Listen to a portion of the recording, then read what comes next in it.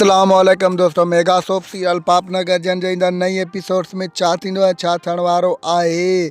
छा मिठल वॾेरे बालाज खान खे पंहिंजे धीउ जो संग ॾींदो, छा शेरदिल खे पंहिंजो चाचो मल्हार जी मदद करणु छॾींदो। हिन जी सॼी तफ़सीलात ॼाणण खां पहिरियां जेकॾहिं अव्हां असांजे यूट्यूब चैनल ते नवां आहियो त महिरबानी करे असांजे यूट्यूब चैनल के सब्सक्राइब करे घंटी जे बटन ते प्रेस करे नोटिफिकेशन ते ऑल करे छॾींदा, जीअं ईंदड़ हर नई नोटिफिकेशन सभ खां पहिरियां अव्हां ॿाहिरनि ताईं बावक़्तनि पहुची सघे।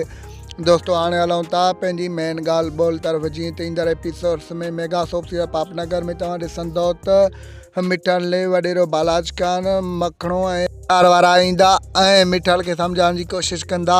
मखणो मिठल खे चवंदो त तूं पंहिंजी धीउ राबेल जो संग वॾेरे बालाज खान खे ॾे ऐं सॼी ज़िंदगी ऐश कर। उन ते मिठल तमामु घणे गुस्से में अची वेंदो ऐं मखणे खे चवंदो त तूं पंहिंजी धीउ जो ॾे, तूं वॾेरे बालाज खान जो सहारो थी ऐं तूं ज़िंदगी जो ऐश कर। उन ते मंठार तमामु गुस्से में अची वेंदो ऐं मिठल जे मथां बंदूक झलींदो। जीअं त होॾां ॿिए तरफ़ तव्हांखे ॾिसण वटां मिलंदो त शेरदिल चाहींदो त मां मल्हार जी मदद कयां ऐं पंहिंजे चाचे खां इजाज़त वठंदो त मूंखे मल्हार ॾे वञण जी ज़रूरत आहे, तूं मूंखे इजाज़त ॾे त मां मल्हार ॾे वञा, छो जो मल्हार हिन महिल ॾुखे वक़्त में आहे ऐं हुनखे मुंहिंजी मदद जी ज़रूरत आहे। हुनखे पंहिंजो चाचो इनकार करे छॾींदो। बहरहाल उहो ॾाढी कोशिशि कंदो त उहो मल्हार जी मदद करे। बहरहाल हुनखे पंहिंजो चाचो कोन छॾींदो। दोस्तों ईंदड़ एपिसोड में तमामु घणो मज़ो थींदो ऐं हीउ ड्रामो पंहिंजे पुॼाणी ते पहुचण वारो आहे, छो जो तव्हां ॾिठो आहे त सिंध टीवी ते पंहिंजा वेरी ड्रामो बि अची वियो आहे, उनजो पहिरियों प्रोमो बि हलायो वियो आहे ऐं रियासत ड्रामो बि तमामु जल्द अचण वारो आहे।